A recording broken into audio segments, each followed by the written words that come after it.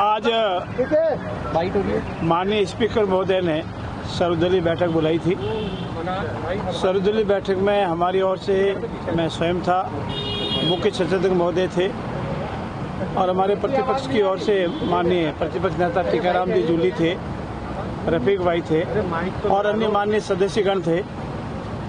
अध्यक्ष जी ने सबसे आग्रह किया कि हमारी राजस्थान विधानसभा का गौरवपूर्ण इतिहास रहा है, इसमें पक्ष और विपक्ष को अपनी बात कहने का अधिकार है, लेकिन वो बात मुद्दों के अनुसार नियमों में आकर के कहे और अपनी सबने अपना अपना डिस्कशन करने के उपरांत आखिरकार सबने अध्यक्ष महोदय की बात को माना है और ये तय हुआ है कि बजट सत्र के दौरान हम विधानसभा के सत्र में पक्ष और विपक्ष अपनी अपनी बात रखेंगे और जो बात रखेंगे उसका सरकार हर वक्त जवाब देगी।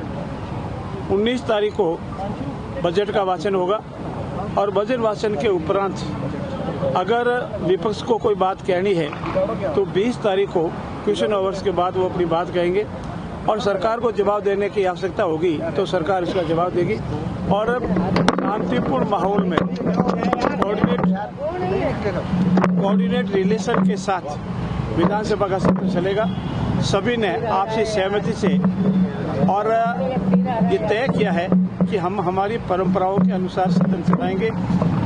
मेरा ये मानना है और विशेषकर मैं विपक्ष का धन्यवाद भी देता हूँ कि वो सदन को चलाने में पूरा सहयोग करेंगे।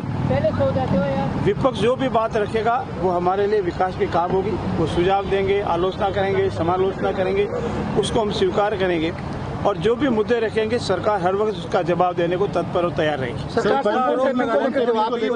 जवाब देगी सदन में, क्योंकि बड़ा अगर वो कोई फोन टैंकिंग का विषय रखेंगे तो सरकार अवश्य उसका जवाब देगी।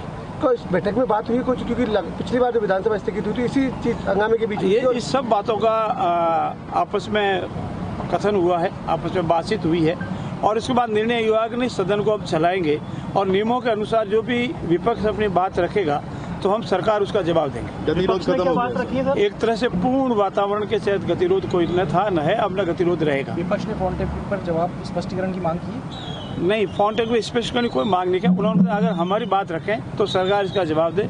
हमने इस बात पर सहमत हैं कि अगर वो अपनी बात रखेंगे तो सरकार उसका जवाब देगी। जो आरोप लगाए थे करोड़ीलाल मीणा ने, उसके बाद में जो बीजेपी की तरफ से नोटिस दिया गया था, यानी कि बीजेपी ने भी मान लिया।